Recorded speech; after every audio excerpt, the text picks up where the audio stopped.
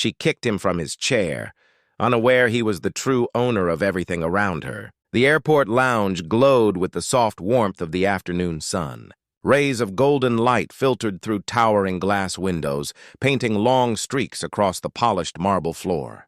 The air hummed with the quiet rhythm of travel, muted announcements over the intercom, the occasional roll of suitcase wheels, the clink of glasses as waiters moved gracefully between clusters of passengers. It was a place designed to feel exclusive, calm, and far removed from the chaos of the terminal outside. In one corner of the premium lounge, David Carter sat with the stillness of a man accustomed to the world watching him. At 45, he had the bearing of someone who had built his life brick by brick, against odds that would have broken lesser men.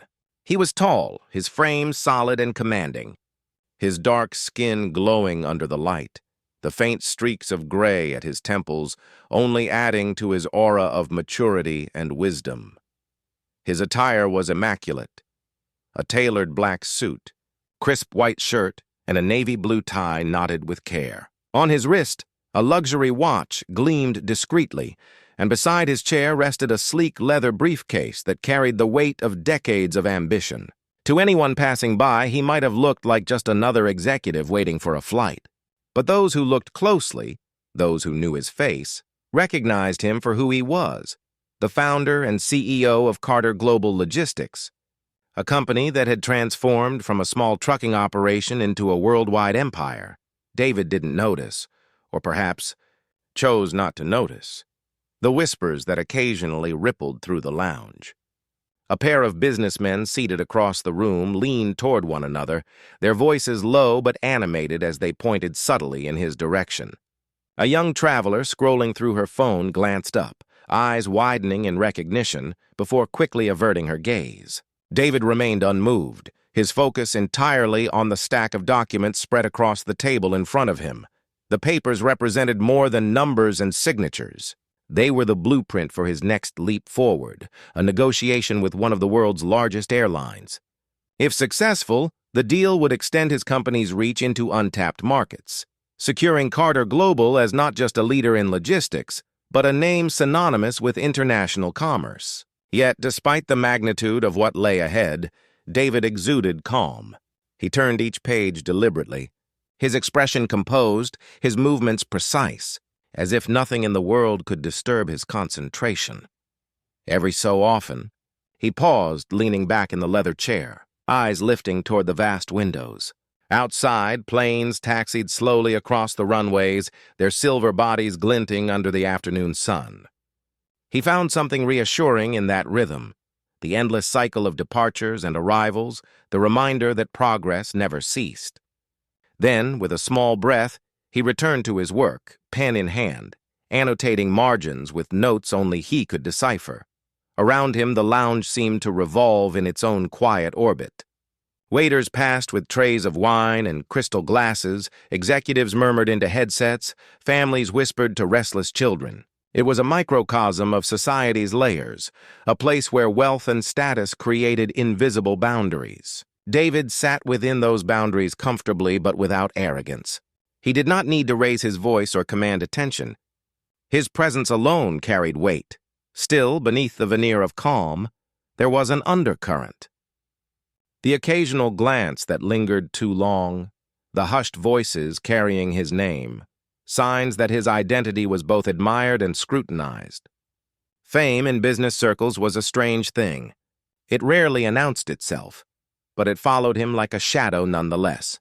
For David, humility was not an act, it was survival.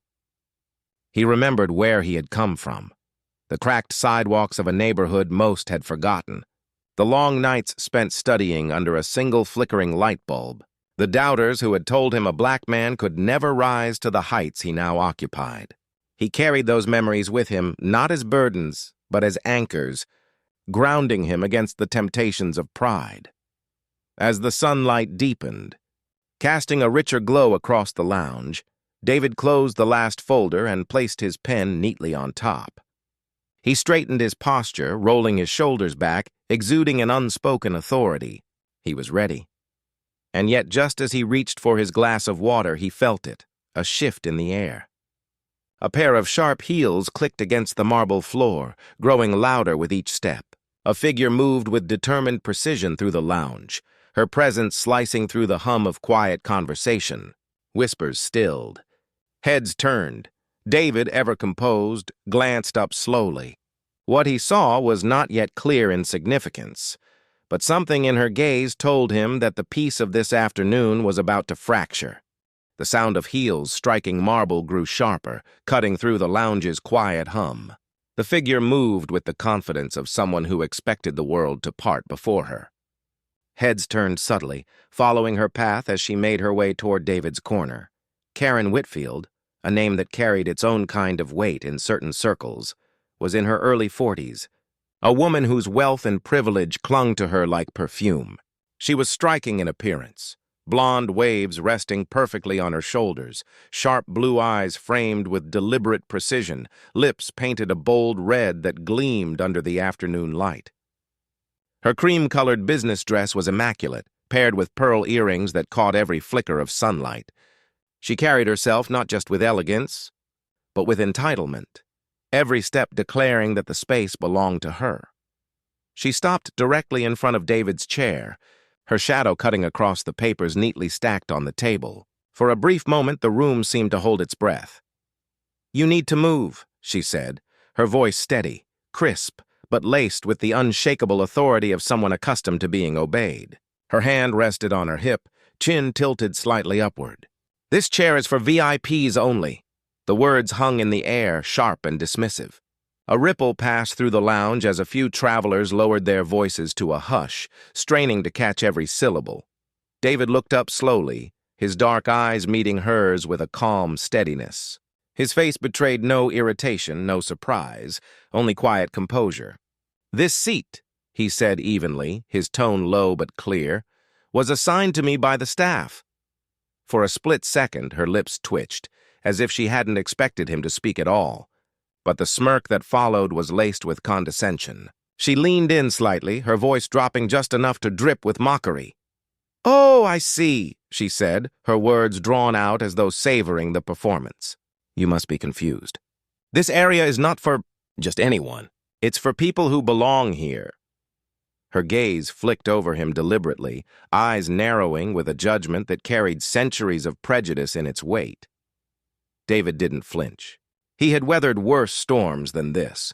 Boardrooms where his intelligence was questioned, negotiations where his handshakes were ignored, dinners where his presence was treated as anomaly. His composure was armor, and he wore it now. "I was told to sit here," he repeated, his tone unchanged, as steady as stone. He neither raised his voice nor softened it, but something in the way he spoke, measured, assured, carried more authority than her demand. Still, Karen pressed on, her arrogance swelling. She raised her voice so others could hear, as though the public performance itself was part of her weapon. "You don't fit here," she announced, her eyes sweeping briefly to the audience she had gathered. "This lounge is for the elite, for executives, for those who own their place in the world. Not for—" She paused, her words cutting off before finishing. But the implication hung heavily in the silence. A man nearby shifted uncomfortably in his seat, while a woman across the room clutched her phone tighter, torn between recording and staying invisible. Tension thickened like smoke, impossible to ignore. Karen's expression hardened as she folded her arms, towering over David's seated form. Her heels clicked against the marble as she tapped one impatiently, a gesture that seemed rehearsed, a display of dominance. "Now," she said, her voice edged with venom, "are you going to move, or will I have to call someone to handle this?" The room was no longer a sanctuary of quiet exclusivity. It had become a stage, and every traveler, every staff member, every set of eyes in the room was fixed on them. The clinking of glasses had ceased, the murmur of conversations had stilled, replaced by the heavy, palpable weight of unspoken judgment. And yet through it all, David remained still. His hands rested calmly on the armrests of the chair, his breathing steady, his posture unwavering. To some it might have looked like stubbornness, but to anyone who truly watched, it was something else entirely. the unyielding dignity of a man who had earned his place, not by arrogance, not by privilege, but by resilience and undeniable worth. Karen's eyes gleamed with satisfaction at the gathering audience. What had started as a single confrontation was now a performance, and she played the lead role with dramatic flair. Her arm lifted high, her manicured fingers cutting through the air as she beckoned a staff member with a wave that was less request than command. "You there!" she snapped, her voice pitched loud enough for half the lounge to hear. "Yes, you. Come here at once. This man is sitting where he shouldn't. Do your job and fix this." The young attendant, clad in a navy blazer and crisp white shirt, froze mid-step. His eyes flicked nervously toward David, recognition flashing across his features. Everyone who worked in this terminal knew David Carter, not just as another passenger, but as the CEO of Carter Global Logistics, a name whispered with reverence in the corridors of power. But standing opposite him was Karen Whitfield, daughter of a banking magnate, a socialite whose presence carried its own dangerous weight. The attendant hesitated, hands tightening around the folder he carried. His lips parted, searching for words that could diffuse the moment without igniting either party's fury. "Ma'am, I believe—" Karen cut him off with a sharp laugh, tilting her head as if she'd caught him in a foolish mistake. "Believe what? That this is acceptable?" She gestured to David with a sweep of her arm, as though exposing a trespasser who had breached sacred ground. "This is the premium lounge, not a charity waiting room." A murmur spread through the crowd. Some exchanged uneasy glances, others shook their heads subtly, but no one spoke up. The weight of their silence pressed like a wall against David's chest. He sat still, jaw tightening ever so slightly, but his gaze remained level. Inside, though, the pressure grew. The sensation of eyes boring into him, measuring him, questioning whether he belonged. Each stare was a thorn, pricking at the armor of calm he wore. His dignity, built over decades of sacrifice and persistence, was being tested in real time. The staff member swallowed hard, his courage faltering under Karen's unrelenting glare. He took a half-step forward, his voice a whisper meant only for David. "Sir, perhaps, maybe just for now." David's eyes flicked toward him, not in anger but in quiet disappointment. Even those who knew the truth were afraid to stand beside it. And then, without warning, Karen acted. Her hand darted down, pale fingers with polished nails gripping David's forearm. Her touch was cold, but her intent burned with arrogance. She tugged sharply, her voice ringing out like a gavel. "Get up, now!" The movement was sudden, jarring. David's papers slid from his lap, scattering across the marble floor. Gasps rippled through the lounge, sharp intakes of breath that broke the silence like shattering glass. A man dropped his coffee cup with a clatter, its contents spreading dark and hot across the tile. David rose, not because he had yielded, but because her force had tipped him off balance. He steadied himself immediately, shoulders straight, chin high, regaining control of his frame before the humiliation could deepen. His arms stung where her fingers had dug in, but the sharper pain came from elsewhere. The collective gaze of strangers who had just witnessed his dignity assaulted in plain sight. He did not strike back. He did not raise his voice. He simply stood, the weight of restraint anchoring him in place. His silence was louder than any retaliation, but in that silence lay the bitter sting of public degradation. Karen, meanwhile, smoothed the fabric of her cream dress with deliberate grace, as though brushing away the remnants of his presence. She slid into the chair he had occupied only moments before, her movements slow, triumphant. Crossing one leg over the other, she leaned back, exhaling with the satisfaction of someone who believed she had restored order. A faint smile curled across her lips as she glanced around the room, basking in her own performance. "Much better," she declared, her voice soft but audible enough for the crowd. No one clapped. No one spoke. The silence hung heavy, charged with disbelief. The air itself seemed to thicken, pressing against every chest, daring someone, anyone, to intervene. And David stood there, tall and still, his dignity intact yet tested.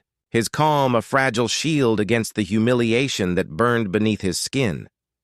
The storm had broken, but the reckoning had not yet come.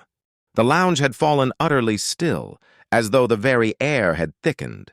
Even the steady hum of distant announcements seemed to fade, leaving only the sound of shallow breaths and the faint tinkling of a glass someone's trembling hand had knocked against the table. Every eye in the room clung to David Carter. He stood tall, framed by sunlight pouring through the wide windows, his silhouette sharp against the golden glow. His heart thundered inside his chest, not with fear but with a furnace-hot fury, tempered and controlled like steel under a master's hand. His dignity, hard-won through decades of perseverance, was not just being tested.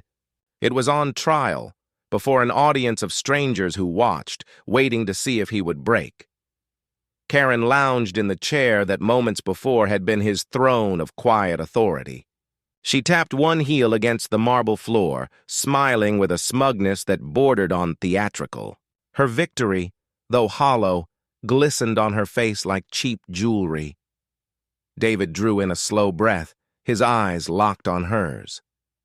He stepped closer, not rushed, not aggressive, but with the deliberate poise of a man who knew the weight of every movement. His shadow fell across her, and though his voice was calm, it cut through the silence with surgical precision. "You own this airline?" The question, simple and steady, lingered in the air like smoke. It wasn't loud, but its gravity commanded attention. Every head turned toward Karen, waiting for her answer. Karen's smile widened. She tilted her chin upward, basking in the moment as though the stage lights had been turned solely on her. "Yes," she declared, her tone dripping with arrogance. "I own this airline. That's why I can sit here, and that's why you," she gestured dismissively toward David, "should know your place." A ripple of discomfort passed through the room. Some gasped softly, others shifted uneasily in their seats. The silence wasn't empty anymore, it carried weight. Like an audience anticipating the next act in a play they hadn't paid to see but couldn't look away from. David's lips curved, not into a smile, but into something more dangerous, a quiet expression that spoke of certainty. He reached down to the side of his chair, retrieving the sleek black leather briefcase he had placed there earlier. Its surface gleamed under the lounge's muted lighting, polished and dignified, a reflection of its owner. He set it gently on the small table beside him. The click of its lock opening echoed louder than it should have, slicing through the silence. One by one, heads craned forward, curiosity pulling them closer to the moment unfolding. From inside, David withdrew a stack of documents neatly bound and sealed with the deep blue insignia of the airline, bold, official, impossible to dismiss. The embossed logo shimmered under the sunlight, undeniable in its authority. He straightened, holding the contracts in his hand like a sword forged from truth. His voice, low and steady, resonated with cutting clarity. "No." He paused, his eyes never leaving Karen's. "You don't own this airline." He lifted the papers higher, allowing the crowd to see. Gasps broke free, whispers spreading like wildfire. "I do." The words landed with the weight of a hammer striking steel. Clean, decisive, impossible to refute. Karen's smug smile faltered, her face twitching as though she'd swallowed bitterness. A flush crept up her neck, staining her composure. The room, once complicit in silence, now leaned closer. Every stranger turned witness to her collapse. David's gaze didn't waver. He took a step forward, his tone sharpening, though still calm. The fury hidden behind restraint. "And you," he said, his words carrying the precision of a verdict, "have just embarrassed yourself in front of everyone." The hush deepened. Even the clinking of glasses and the distant roll of suitcase wheels had stilled, as though the building itself held its breath. Karen opened her mouth, searching for words, but nothing came. The confidence that had fueled her arrogance had evaporated, leaving her exposed, trembling beneath the crushing weight of truth. David stood firm, his presence filling the room. He did not need to shout. He did not need to move further. His dignity, once under siege, now stood unshakable, reclaimed with a single revelation. And in that moment, it was not Karen's triumph that filled the lounge. It was her downfall. The room seemed to vibrate with the echo of David's words. For a heartbeat, no one moved, the truth hanging heavy in the air like the toll of a church bell. Then, as though snapped from a trance, the lounge manager hurried forward, her heels clicking against the polished marble floor. "Mr. Carter, sir, please forgive this disgrace," she stammered, her voice trembling between panic and reverence. She bowed slightly, her hands fluttering in agitation as she turned to the staff nearby. "Escort this woman out, immediately." The attendants moved swiftly, their hesitation gone now that the power dynamic had been shattered. Two of them approached Karen, their steps firm but professional. The once smug woman stiffened in the chair she had stolen, clutching the armrests as though they might anchor her authority in place. "You can't be serious," Karen sputtered, her voice cracking. The confidence that had carried her earlier now faltered into desperation. "This is a misunderstanding. He's lying or exaggerating. I didn't know." Her words tangled, weak strands unraveling before the eyes of strangers who had already judged her. Around the lounge, murmurs swelled like a tide. Passengers leaned toward one another, whispering sharp fragments of disbelief. A businessman shook his head slowly, muttering, "Unbelievable." A young couple pressed closer together, their phones held discreetly yet undeniably aloft, recording the spectacle unfolding before them. The camera lenses became silent witnesses, capturing every flicker of Karen's unraveling composure. She noticed them too late, her cheeks flushing scarlet as she realized her arrogance was no longer private. It was being preserved, framed for the judgment of the world beyond this room. David did not move. He didn't need to. He stood with the posture of a man carved from stone, his silence heavier than any reprimand. His calm gaze never wavered, and in that calmness was a thunder louder than Karen's frantic protests. He did not have to raise his voice. The truth had already spoken for him. Karen squirmed in the seat. The very chair she had claimed as a throne now turned gallows beneath her. Its soft leather cushions, once her proof of power, had become a symbol of humiliation. Each second she remained seated deepened the irony. Her victory transformed into her downfall, her arrogance undone by the very object she had fought for. One attendant gently but firmly touched her arm. "Ma'am, you need to come with us." "No!" Karen's voice cracked, brittle as glass. "You don't understand. My father, my family has—" But her words withered under the unblinking stares of the crowd. Whatever power her name once carried, it had evaporated here, drowned in the tide of her exposed arrogance. With faltering steps, she rose at last, her legs trembling as if the floor beneath her had turned unsteady. She glanced back at David, searching desperately for some expression, anger, forgiveness, even acknowledgement, but found only his silence, a wall of dignity she could not scale. The attendants guided her toward the exit, her protests dwindling into whispers, then nothing at all. The lounge doors slid open with a mechanical hiss, and then she was gone, swallowed by the terminal, her downfall complete. For a moment, the room held its breath. Then softly at first, the murmurs returned. "That was David Carter," someone whispered reverently. "He owns the airline," another voice added. "She tried to humiliate him. Did you see what happened?" Phones lowered, but not before one last recording clicked to a stop. The scandal was already on its way to spreading beyond these walls. David inhaled slowly, his broad chest rising, his composure unbroken. He returned to the chair, not with haste or triumph, but with the measured grace of someone reclaiming what had always been his.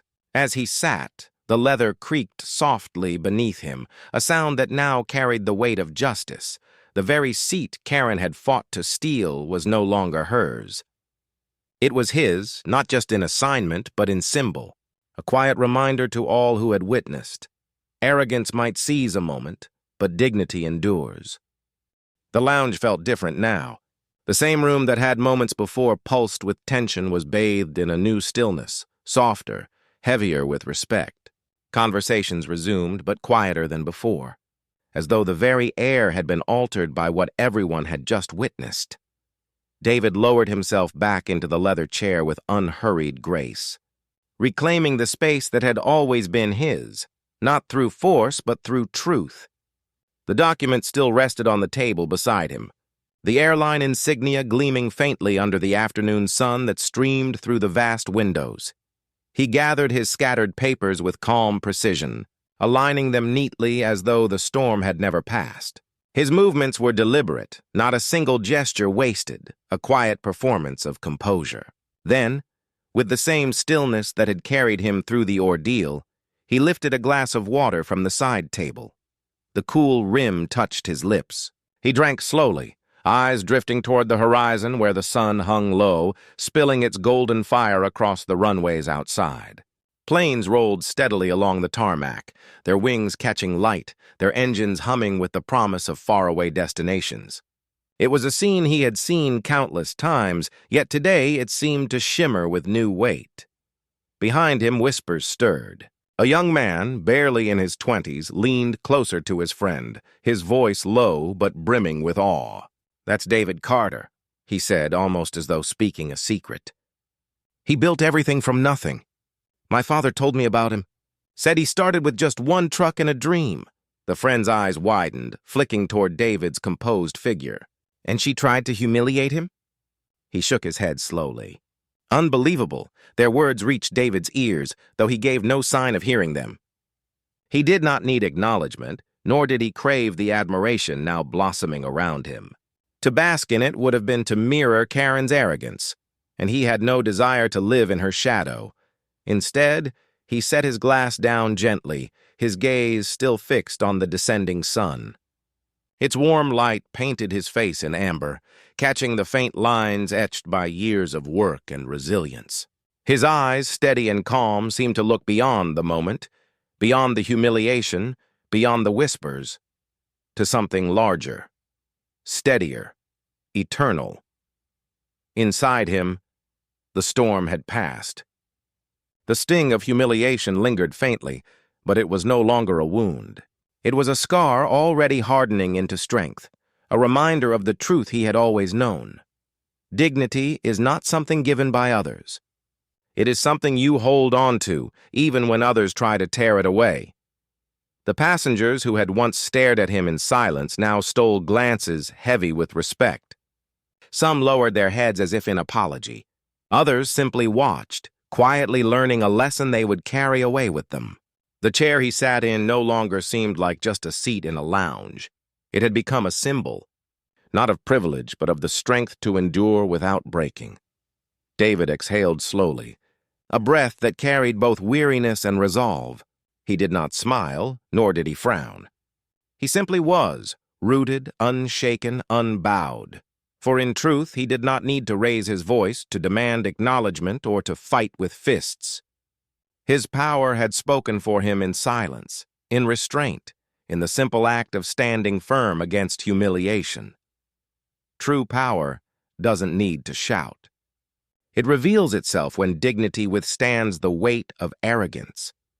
As the sun dipped lower, painting the sky in streaks of crimson and gold, David gathered his documents once more, ready to step into his meeting with the airline board. The ordeal behind him was already fading into the larger journey of his life, for respect, he knew, is not demanded by words.